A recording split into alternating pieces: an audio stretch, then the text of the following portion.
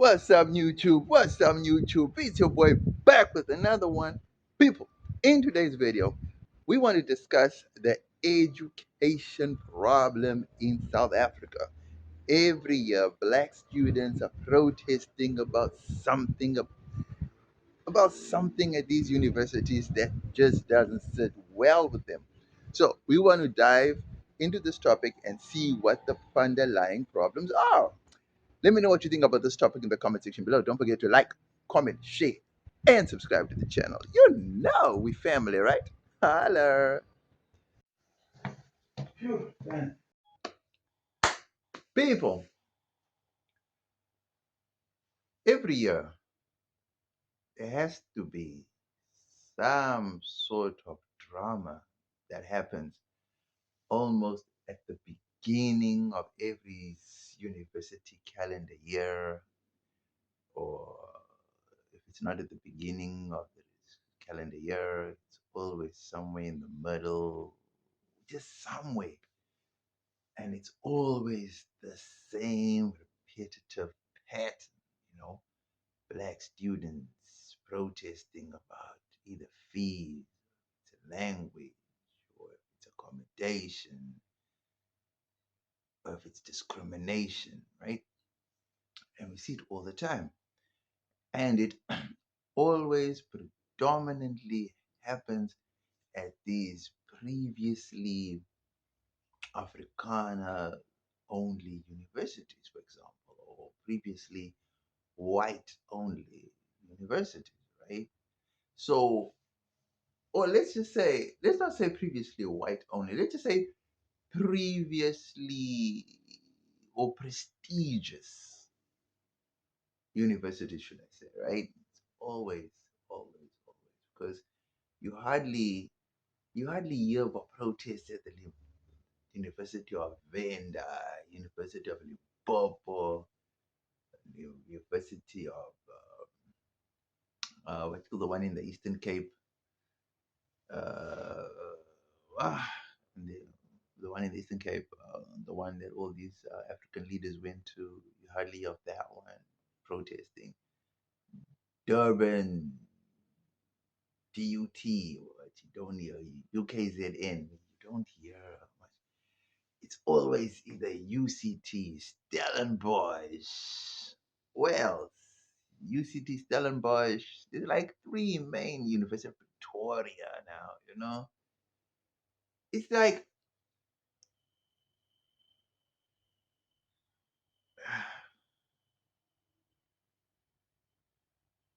it's sad, people. It's so sad that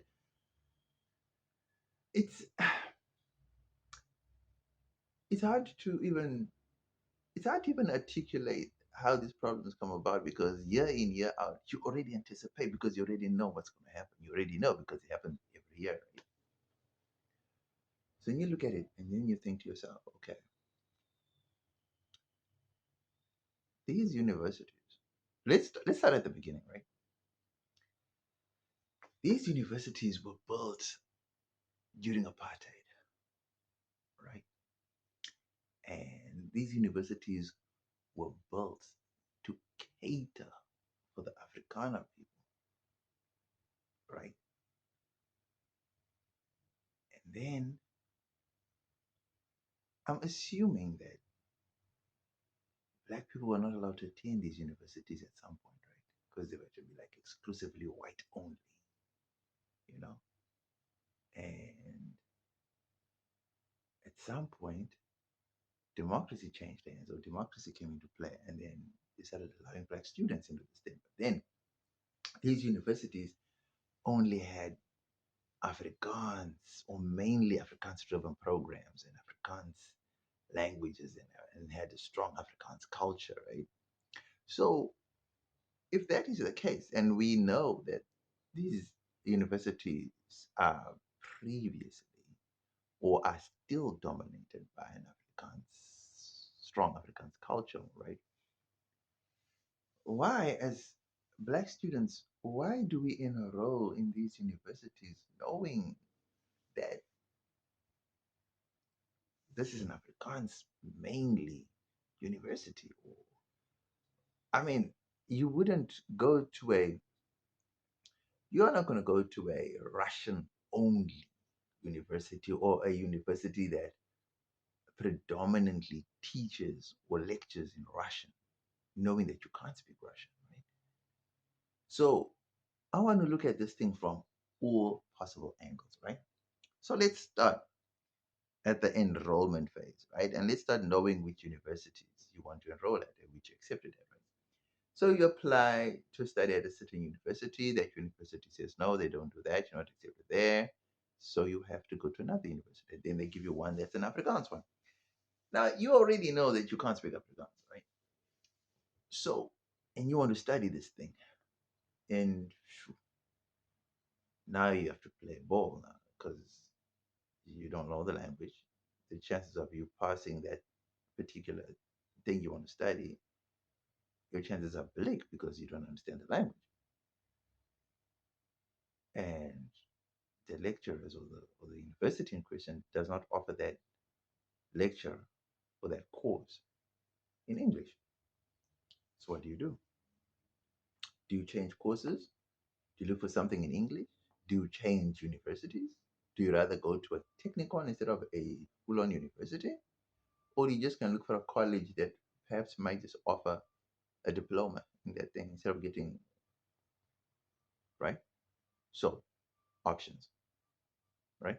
So let's start there. We have options. Secondly, now we look at the second possible thing. Uh, can the university offer these courses in English? All right. Let's say they can. Okay. What will it take for them to offer these courses in English? Since they've been doing it for over 30 years or 40 years or 50 years in Afrikaans, it's going to take money to print all the material in English, money to hire English lecturers. It's going to take manpower. I don't think they'll extend the classes like buildings. They won't do that. They'll probably use the same class but at different times, right? So there's going to be more manpower. They have to hire more teachers, right? The English teachers and that. So it's going to be more of an expenditure from the university side, right? Which I doubt they're going to do in this economic climate. Then we look at a third option, which just does not bode well with anybody, right? Mainly the government. They're not going to do that. They just won't get involved in private matters. So, what makes an English speaking only student go and protest at an Afrikaans only university and demand that they change their teaching culture to suit them? Is that fair? Is it fair for an Afrikaans only university to still exist in the new dispensation? Is that fair? See, truth is, the students are at a big disadvantage here because of the government policies. See, now the government could force the universities to change their policies and that, but that's going to require, like I said, it's going to require a lot of money, a lot of political will from both the parents, the government, the school governing body, everyone in question. Because it's no use children coming to force a university that's been there for, I don't know, 60, 80 years, force them to change, and they just willingly will bend over to do that. I don't see that happening. Some universities have actually accommodated English speaking students, and some are sticking to their guns and say, no, we are an Afrikaans mainly, not only, but an Afrikaans mainly. So they will offer certain courses in English, but the rest will be in Afrikaans. So who do we blame?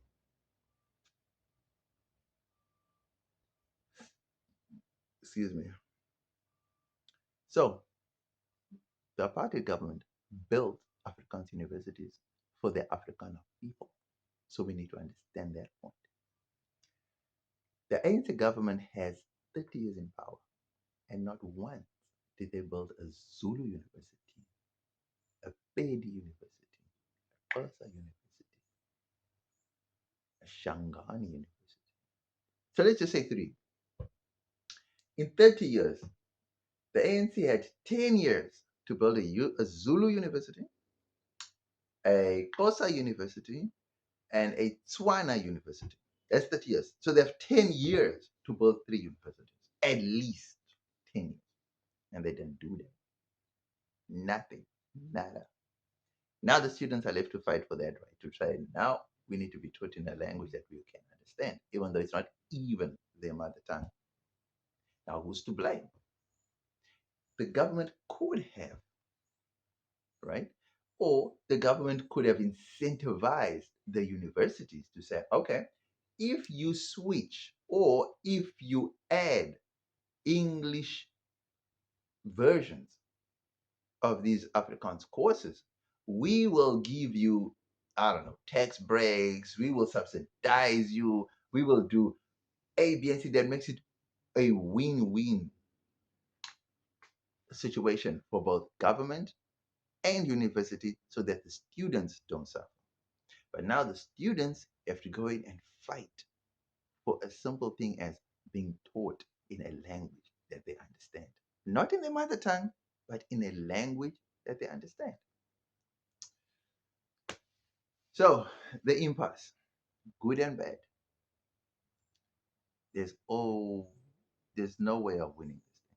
There's just no way because, as I can tell you now, from what I've seen all over the world, right? When a school of previously high standards, right, yields to what is deemed foreign to it, the standards drop.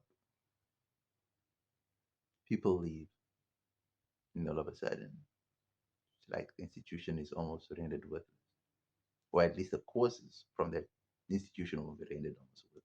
Like, just not worth going. Sad, right?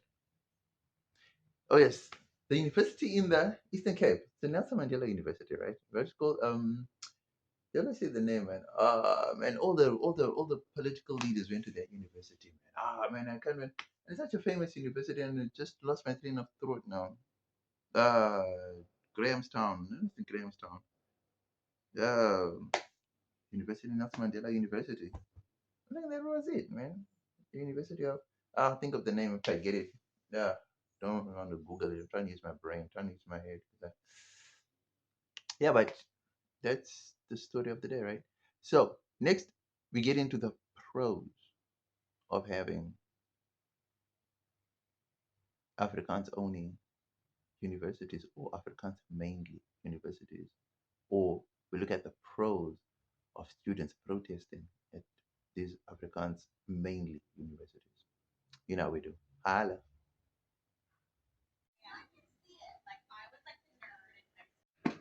People, the pros of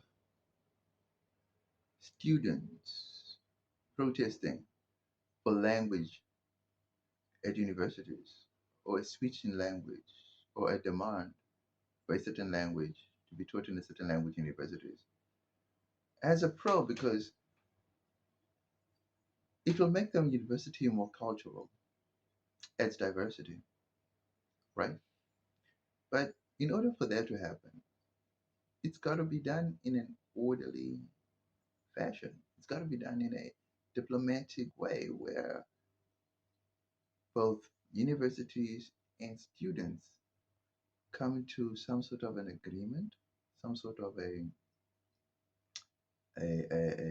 partnership where the one side benefits as well as the other side. Because nowadays everything costs money. Even you see a lot of businesses, like a lot of African businesses, they don't have big budgets, right? You'll notice that you'll notice that a street name may change, a city's name may change, a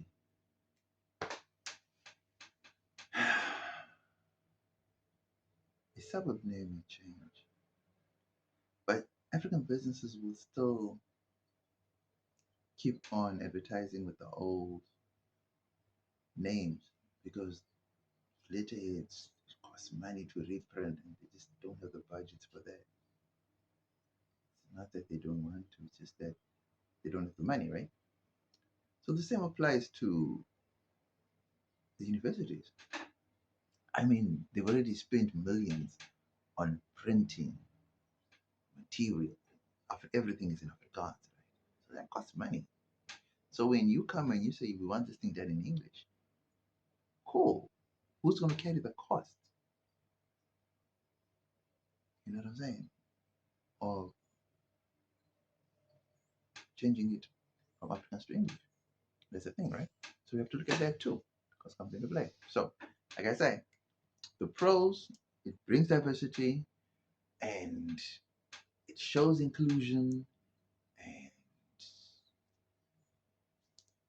more importantly, I just think that culturally it boosts the image of the university. Whereas, like a lot of people are so shocked, a lot of Africans and a lot of, people abroad, they're shocked that a town like Orania exists simply because in the middle of Africa, there's this white only town, you know. For them, it's just like, wow, in the middle of Africa. Can you believe that?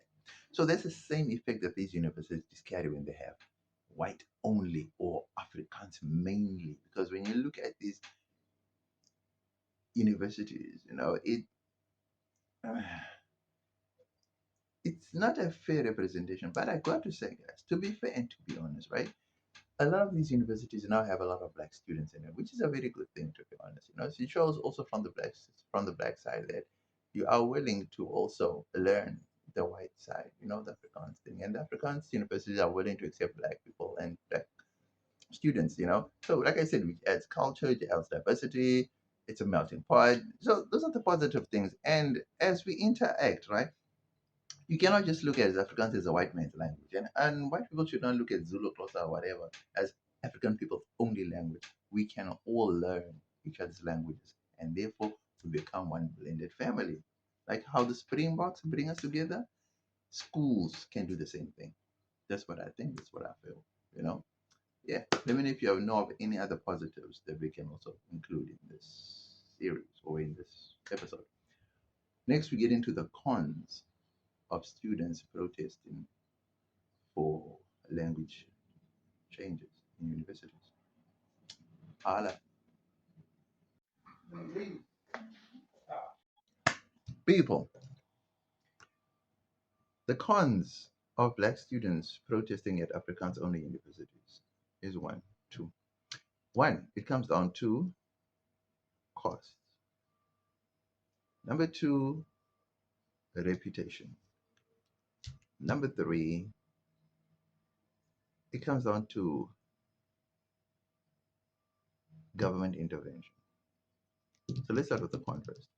So, number one, to be taught in a language of your choice is going to cost extra money because the teacher needs to be paid, those books and courses need to be typed in the language of your choice. All that's going to cost money, right? And judging by the scale of the university and by the number of students on the graduate, it's definitely going to run into the millions, if not hundreds of thousands. Second, the lecturers need to be paid. That's going to definitely run into hundreds of thousands. If not, I mean, I don't know how much a lecturer earns at each university. So I'm assuming a lecturer would earn around about 20,000, 25,000, maybe 30,000, you know. But I mean, how many English teachers are you going to get? So that alone, costly. So just the cost part of it is already a burden that the students are not willing to carry. Because according to the students, they pay their tuition fees, they pay their raise fees if they are going to raise as well. They pay for their books, they pay for whatever cost that is what they pay for. These are the additional costs that they are demanding to be changed. I doubt they're going to want to carry those costs because the cost of just the tuition alone is already a lot of money for most of them that are on NASFAS or whatever the case may be, right? So that's a cost thing. Secondly, is reputation. The reputation of the university then comes into question as to why they do not want to allow black students, why they don't want to allow this, why they. So it becomes a racist university. It becomes a, and more often than not, South Africans we are quick to jump to the race. We are quick to throw the race card in almost anything that goes wrong. I mean, you can see now with the BEE, with the EE, employment equity. I mean, everything is just about race now. You know what I mean? It's because we're not this, we can't get this. Because we're not this, we're not getting that. And now universities are now also not exempt from that now. You know what I mean? Because now they don't want to teach us in that because we are this, because that. It's not going to happen, right? So, what is the solution? According to me, I feel like the government has let our black students down because for 30 years the government could have built the government could have learned they've seen, they've learned, they've saw what the Afrikaans government has done for their students. They could also have done the same because all that money that was spent on rearming South Africa for no apparent reason, we were not going to war with anybody. That 40 billion rand, 45 billion rand, 45 billion rand that they spent on the arms deal could have gone, not all of it obviously, could have gone to building at least three indigenous universities or three African language only universities that could accommodate more African students and that couldn't result in African students having to go and fight at these previously white only universities for them to teach or lecture them in a language of their choice. And it's surprising to me that as a government, they do not even recognize the importance of teaching your child or teaching children in a language of not even of their choice, teaching them in their mother tongue. Do you know why African students seem to pass more than, let's just say, English school students?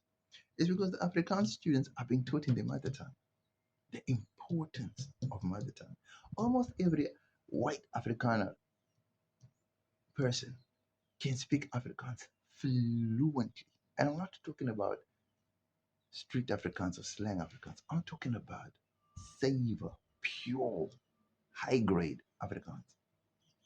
Why? Because from primary to university, they are taught in their mother tongue. Now, take a black student, for example. From primary, if you live in the cities, 99.9% of the time, we are going to be going to an English speaking primary school. It's not in your mother tongue. You're going to go to an English speaking high school. It's not in your mother tongue. You're going to go to a university that's either English speaking or Afrikaans speaking.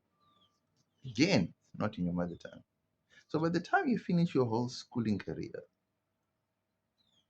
you haven't even really indulged in your own language, unless when you're with your other peers or at your home.